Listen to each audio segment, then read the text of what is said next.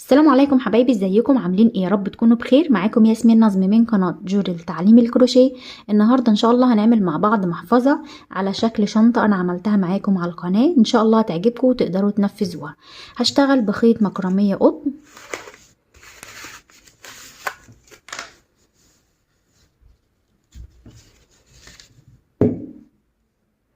الخيط ده رفيع، اشتغلي بإبرة 3 أو 3.5. انا هشتغل بإبرة 3. يلا نبدأ على طريقة العمل. بس قبل ما نبتدي يا ريت لو أول مرة بتشوفيني يا ريت تشتركي عندي في القناة وتفعلي الجرس وتسيبي لي كومنت تقولي لي رأيك ايه في المحفظة وبتشاهديني من أي بلد. يلا بينا على طريقة العمل. هعمل عقدة بداية وهشتغل 10 سلاسل.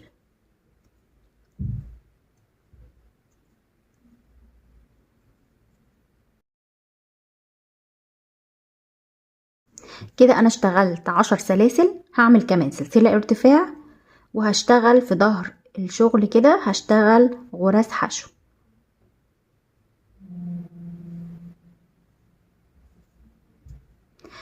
اشتغلت اول غرزة، هشتغل في نفس الغرزة غرزة كمان، يعني اول غرزة هشتغلها تزايد.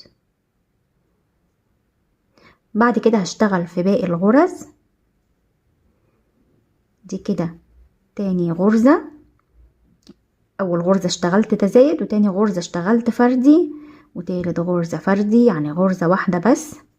هكمل كده لحد اخر غرزة في السطر.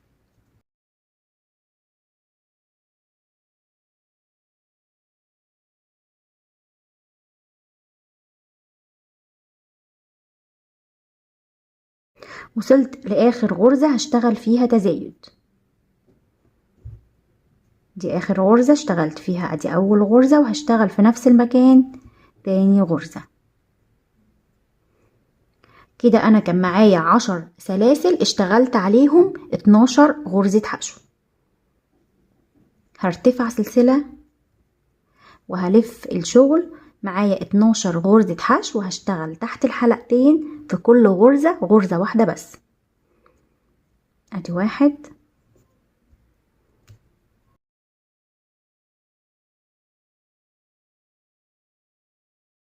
ده كده تاني سطر اشتغلته ثبات فوق كل غرزة غرزة واحدة بس. هرتفع سلسلة والسطر التالت هشتغله تزايد، يعني هشتغل غرزتين في اول غرزة،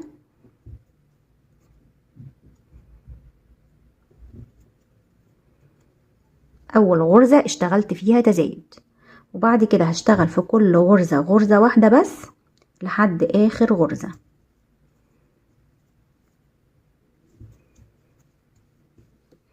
فاضل معايا اخر غرزة هشتغل فيها 2 حشو. ادي واحد، 2. ده كده السطر التالت اشتغلته تزايد. هرتفع سلسلة والسطر الرابع معايا 14 غرزة هشتغل عليهم 14 غرزة حشو.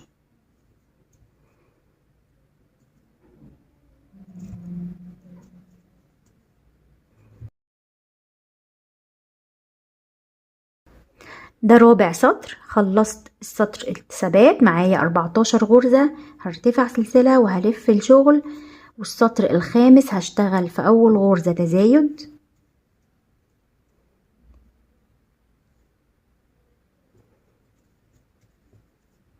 وهشتغل باقي الغرز فردي، واخر غرزة هشتغل فيها تزايد.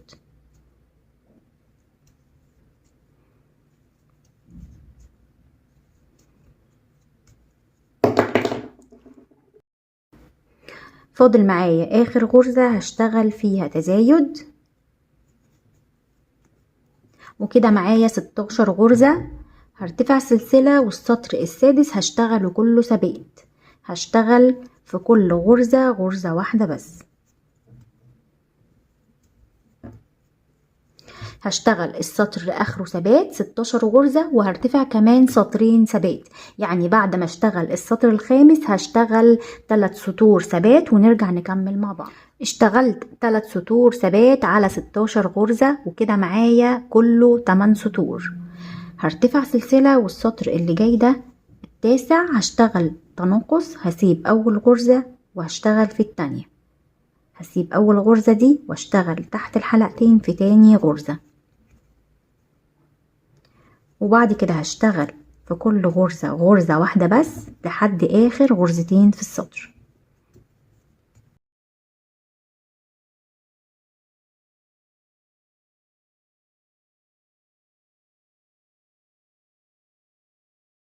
اشتغلت لحد ما فضل معايا اخر غرزتين في السطر، هشتغلهم تناقص وهجمعهم مع بعض.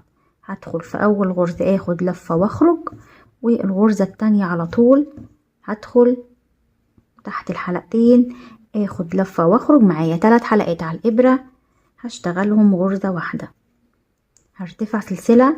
كده انا معايا 14 غرزة، تناقصت سطر كان معايا 16 بقى معايا 14. هشتغل فوقيهم 3 سطور ثبات، يعني هشتغل 3 سطور على 14 غرزة.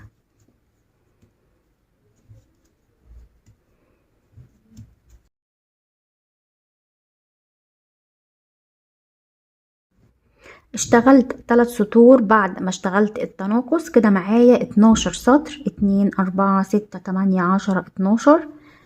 هبدأ احوطها بغرز الحشو. اخر غرزة اشتغلتها في السطر هشتغل فيها غرزة كمان، وكل سطر من السطور دي هشتغل فيه غرزة حشو.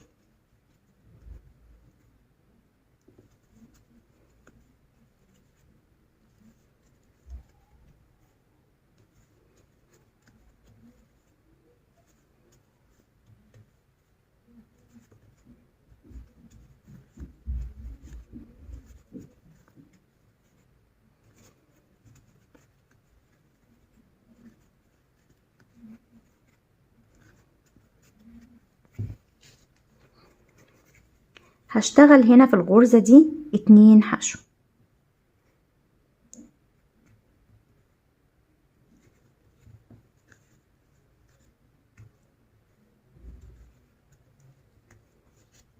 وفي كل غرزة من الغرز دي هشتغل غرزة واحدة بس، ما عدا عقدة البداية دي هنا هشتغل فيها 2 حشو.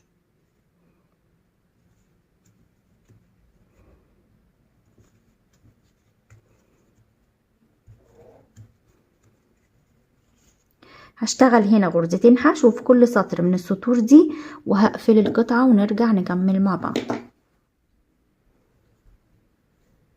خلصت القطعة زي ما انتوا شايفين كده، واشتغلت قطعة تانية بنفس العدد. هشتغل ليها جناب وقاعدة، هعمل عقدة بداية، والجناب دي زي ما انت عاوزة. انا هشتغل 3 غرز بس، ممكن تشتغلي 4 أو 5. اشتغلت 3 سلاسل وهعمل سلسلة ارتفاع وهشتغل عليهم غرز حشو.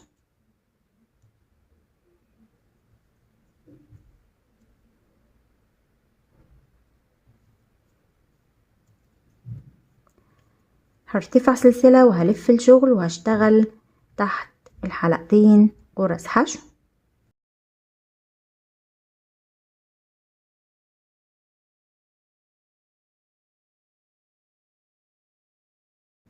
هكمل كده لحد ما ارتفع عدد سطور ونرجع نكمل مع بعض.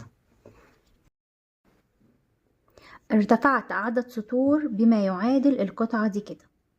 هنا معايا 36 غرزة، عديت الغرز دي طلعوا معايا 36 غرزة، وهزود غرزة من الجنب ده وغرزة من الجنب ده، ارتفعت 38 سطر. هبدأ كده اجمع القطعة دي. هخيط بخيط بلاستيك، ده خيط سنارة.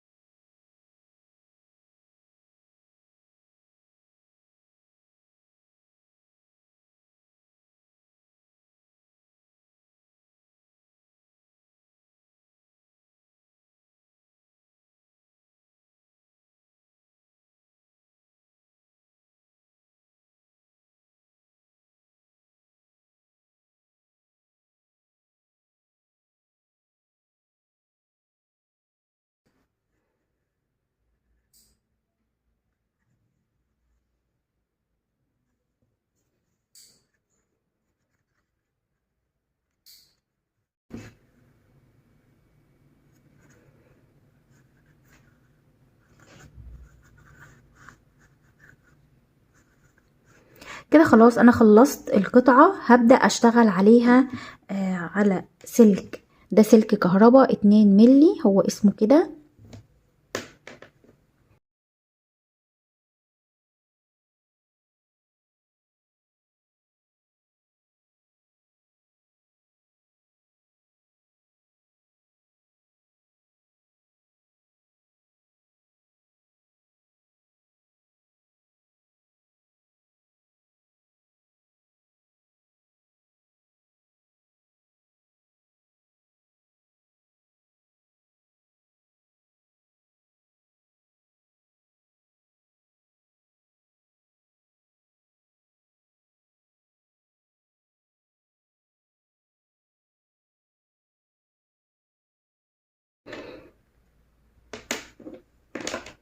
هشتغل عقدة بداية، وهشتغل على القطعة دي كده، على الإطار ده هشتغل عليه بغرز الحشو.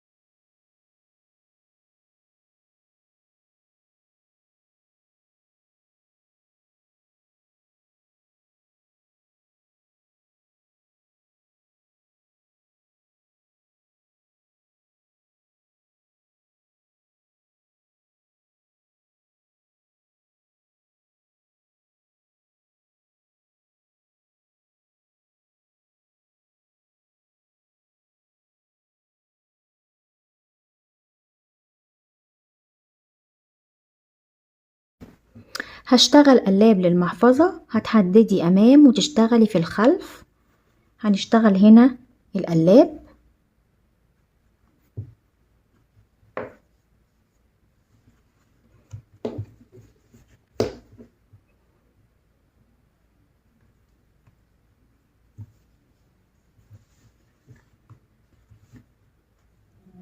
هنرتفع سلسلة وهشتغل في نفس المكان غرزة حشو.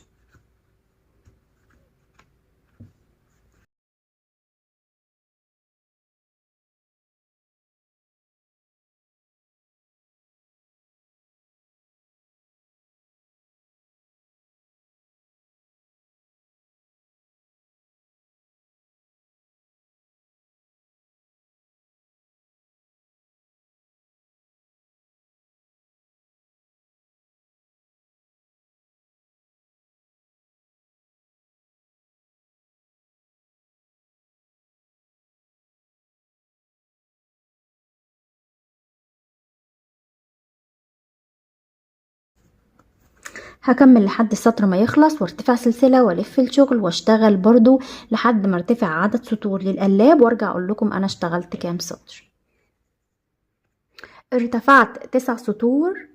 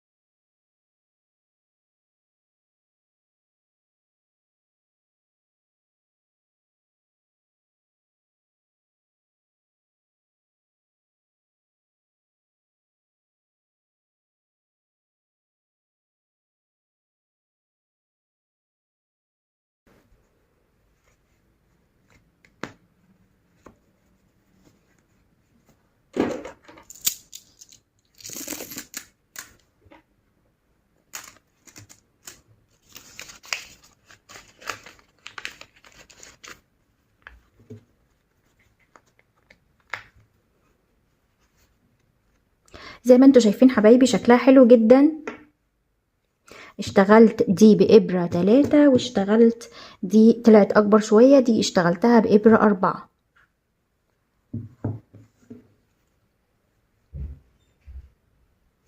يا رب يكون الفيديو عجبكم. لو عجبك الفيديو ما تنسيش تحطي لايك للفيديو واشترك في القناة وفعلي الجرس وتسيبي لي كومنت تقولي لي رأيك ايه في المحفظة وبتشاهديني من اي بلد. وانتظروني ان شاء الله في فيديو جديد، والسلام عليكم ورحمة الله.